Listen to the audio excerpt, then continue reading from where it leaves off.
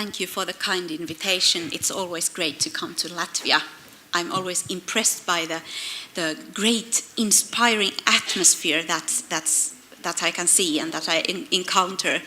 And there are many colleagues promoting MIL in the Baltic countries. Keep up the good work. As said, I'm co-director of Nordicom, which is a center for Nordic media research at the University of Gothenburg in Sweden. We are working in all the Nordic countries and following the development of media, freedom of speech, and not the least, media and information literacy. And one of the most recent questions, acute questions that have come up, not the least because of the emergence of the generative AI, is the whole issue of artificial intelligence. How to conceptualize it, how to understand it, how to put it into use in different pedagogical contexts. And I thought of giving a brief outlook on the educational aspects, a very general approach to the competencies we need to encounter this quite new phenomenon.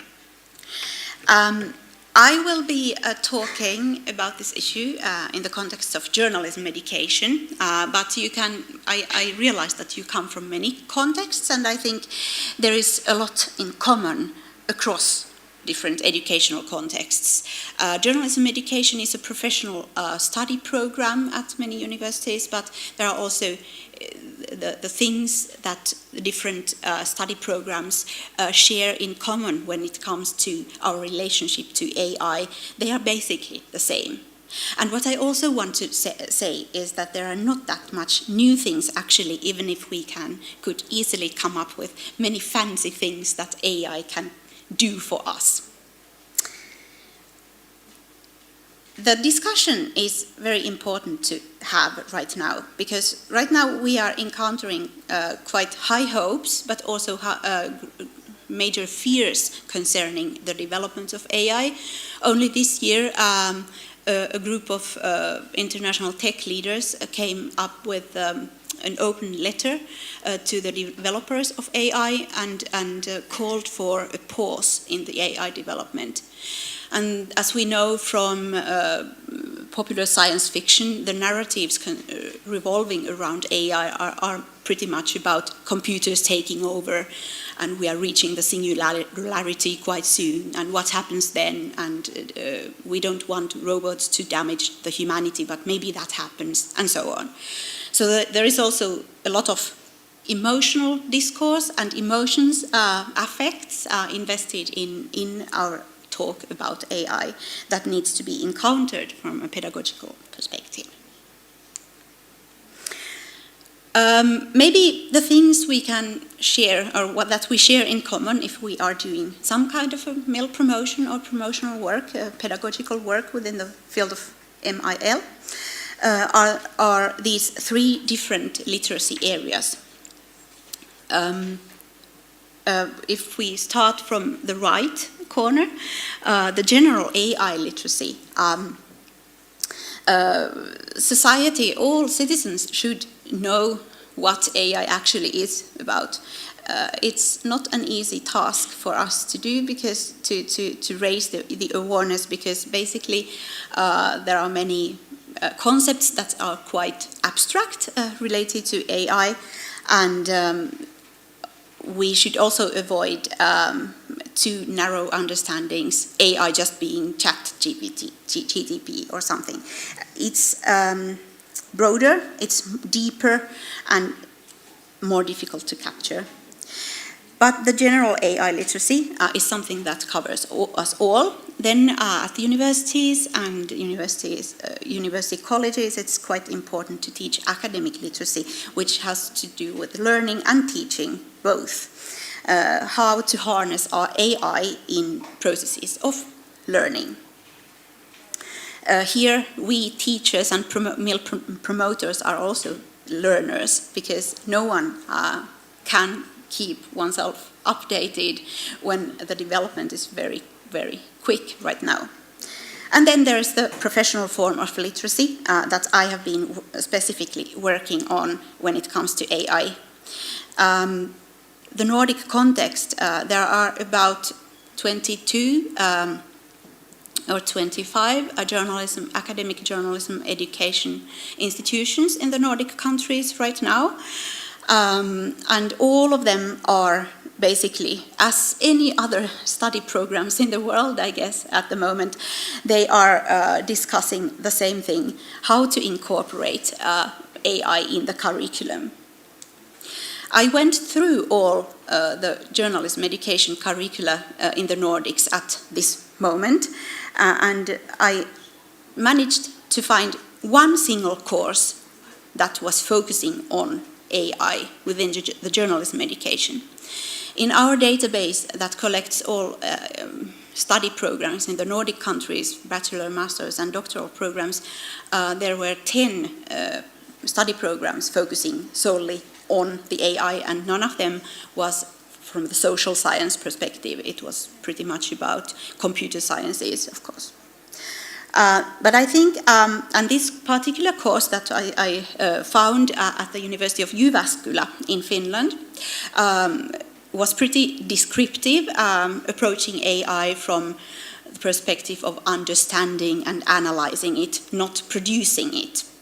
But the generative AI, of course, provides us with a very fruitful, creative opportunity to produce things and to try out what works out and what we could do with the AI. And I guess that's the direction. More and more modules and assignments related to the production and experimenting with the AI are incorporated in the curriculum in future, because we need to gain so-called tacit knowledge about the technologies. It is not enough just to understand that something is constructed with the help of AI, but it's also important to know how to do it by ourselves, because these technologies are finally user-friendly, easy to use, and accessible to all. Recently, I edited a UNESCO handbook for journalism educators about the uses of AI. And this is a global perspective, not just a Nordic perspective. I had experts from different fields addressing different perspectives that need to go into journalism education. When we started this project a couple of years ago, it was really hard to find these experts who would have the understanding about the technologies, AI, also educational practices, pedagogical policies, and also understanding about the specific field of journalism education. But now, suddenly, when OpenAI released the first widely accessible conversational AI, the ChatGPT, it suddenly became everyone's issue. So now the general AI awareness is something totally different than those days we started this book project. And it's quite amazing that the development has gone so quickly. This situation actually reminds me of the internet as well, when we are talking about how to approach AI. When the internet came, internet was also a disruptive technology. It affected us as much as the electricity and as AI will affect us. It's changing all sectors of society in a profound way. And the discussions within journalism education when it came to internet was to incorporate a single course on the internet into the journalism curriculum. But gradually journalism educators realized that that's not the case. Internet needs to be everywhere. And I think that's also the case when it comes to the AI. In the book, we basically divide the issue of AI into two parts. Only a couple of chapters in the book deal with AI in journalism. Most of the chapters actually deal with the knowledge regarding AI. So that is an equally important thing to be able to report on the societal phenomenon of AI in different sectors in society than realizing how to use AI in journalism. And when it comes to the competencies, competence is something that is in all European frameworks defined as an accumulation of knowledge, skills, and attitudes. So the knowledge part is very important. What is AI? We need to understand what we mean when talking about AI. Then, equally important, what are the new skills that the AI technologies bring along? And what is there that's not new, actually? And how to make a bridge, a combination of these two, the new elements and the old elements. And perhaps there, when it comes to skills, one of the skills the new skills that we need to master are the prompting skills, how to communicate with machines. And the attitudes. As male promotion in general, AI promotion, AI education is much about work with attitudes. Now we already have some ethical frameworks, and all organizations are also setting up their own ethics and regulations for how to use AI, and also there is discussion of regulating the big platforms and other digital media. So how to relate to these frameworks without regarding them as too restrictive, because as said, there is also great creative opportunity in the AI. How to make a balance in attitudes. Okay, for those who are wondering what is AI, I won't go very deep into this, but generally we can say that there is no clear definition or a shared definition of AI or AI technologies, at least if you compare it with media and information literacy, that has quite a clear definition. But AI, of course, the origins of the term trace back to 1956, when John McCarthy, an assistant professor at Dartmouth University, held a workshop with experts mainly from cybernetics and computer science, and introduced the term. And it was introduced as a term for technologies that can do some things, conduct assignments that are usually reserved for us humans. But the idea is that AI can take over, at least partly, and in some sectors. And they can also learn, that they can enhance their activities, they can be better. So these are basically the dimensions of AI everyone needs to know. And when it comes to what I also wanted to say is that AI is a category for different techniques, methods,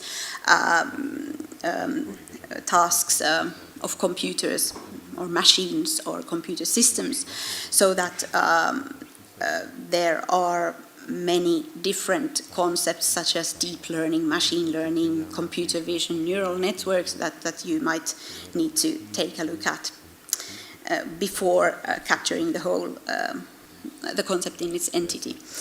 But then if we look at AI in relation to journalism, we can say that AI makes the journalistic work more efficient. In a report by Knight Foundation 2021, it becomes very evident that AI can free the journalist from simple monotonous tasks and let him or her focus on more demanding tasks. So the human function remains.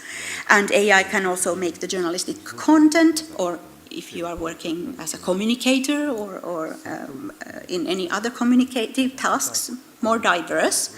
It can be the content can become more appealing, more engaging, because we can find new forms of presentation, new forms of access to sources, more efficient ways of producing, for example, visual or audio-visual or audio material. So we can also make use of recommendation systems and let audiences discover new content in better ways. What still remains is the importance of the human input. Journalism is still journalism, and we need to teach that aspect as well. Instead, what we need to put into the existing study program is the reflections on individuals' relationship to technology or different technologies. It's like the AI, which can be incorporated in different hardware or existing technologies, or it can also be a separate non-human actor called an intelligent agent.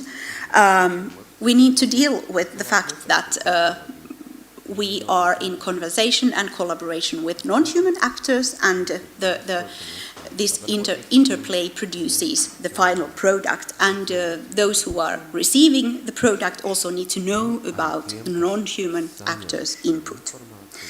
So, but instead of taking these intelligent agents as human agents or some agents that could be equal to humans, there is a tendency of humanizing or anthropomorphizing these intelligent agents. We call the chatbox, for example, chatbots Charlie or Liza or whatever.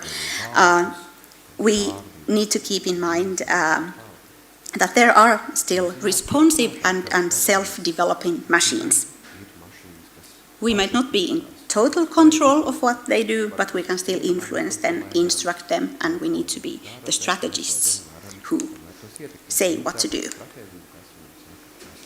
So when I have been talking to journalism educators, they think that these are the questions. What is in there for journalism? And one important aspect in this respect is to know how newsrooms have or reacted on AI so far. And we can see that all the major, if we take BBC, AP, The Guardian, newsrooms have come up with different regulations and recommendations for journalists how to use AI in their work. But there are some fundamental principles in journalism education that are important to keep in mind. We think that journalism education should always follow the industry, yes, but it's not just about socializing students into an existing industry. We should also, as academics and employees at the university, be one step ahead and try to experiment with these technologies and find ways how to potentially use the technologies, regardless of the restrictions that newsrooms always encounter, because they are thinking about money and what's worth of doing economically.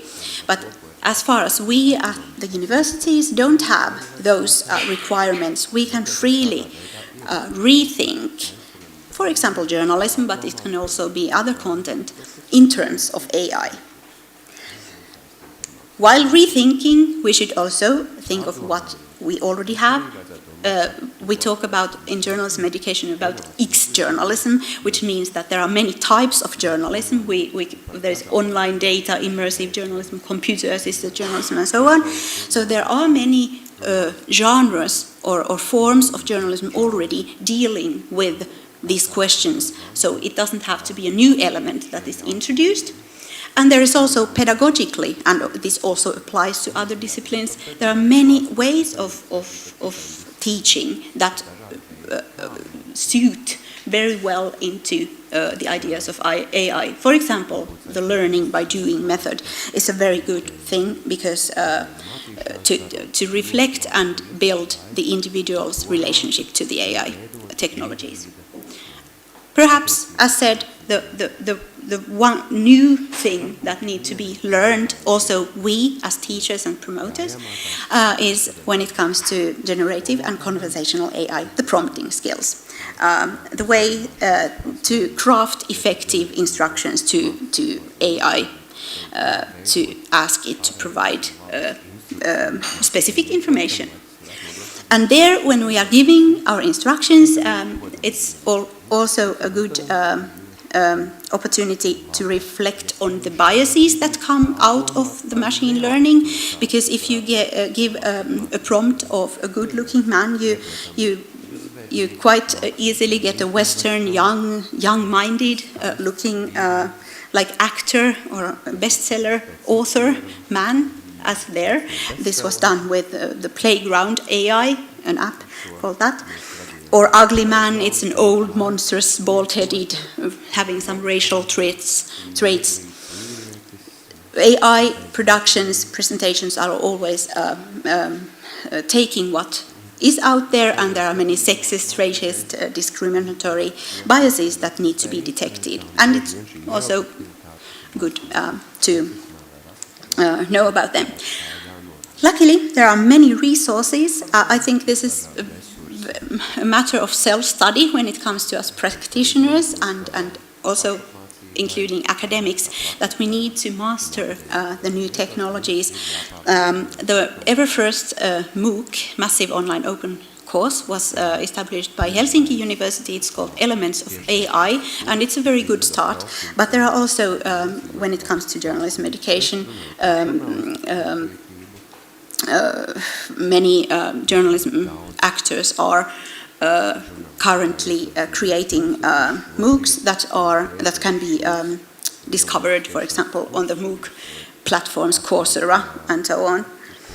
So it's about collegial learning and collaborative learning between practitioners. That's also a creative opportunity.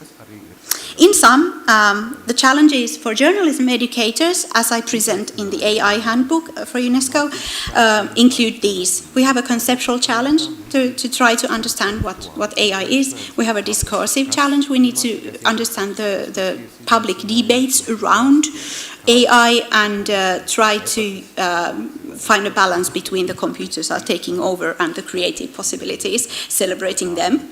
We have the competence challenge, and we have also a public educational challenge. Journalists are also public educators, so we need to teach future journalists to become AI promoters or AI educators in a way, and I think this very clearly applies to librarians or any other practitioners in pedagogical occupations.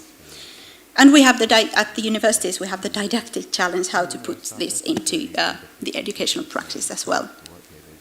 More and more literature is coming up on this topic, so I guess also in terms of the different disciplines and different contexts.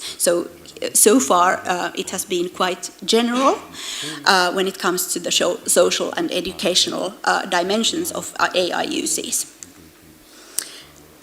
Paldies!